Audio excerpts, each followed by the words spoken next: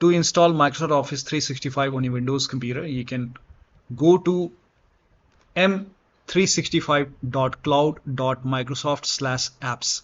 Go to this website. It will take you to Microsoft website. Now over here you can enter your Microsoft email and password, login. If you don't have Microsoft account, you can create one. Now once you log in, at the top right here you can see install apps option. Click on the drop down option. If you don't have Microsoft Office 365, you can buy one and you can select the plan which you want and you can proceed with the purchase. Now if you already have purchased, like if you already have Office 365 on your account, then you can click on this drop down option and here you can see Microsoft 365 apps.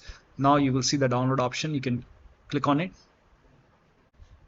It will take you to account.microsoft.com. It will take you to subscription page and you will see the install option to install Microsoft 365. If you want to change the language from the drop down option, you can change the language if you want, and for version also, for me I'm keeping it default, so you can make changes if you want and then hit install.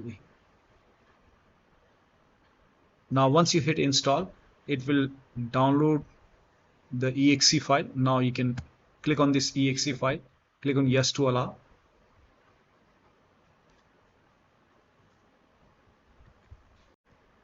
Now over here you can see it's downloading Office 365, so let the download complete. Now once the download is complete, you can start using your Office application. So that'll be all. Thank you so much for your time, and please like this video and subscribe to my channel.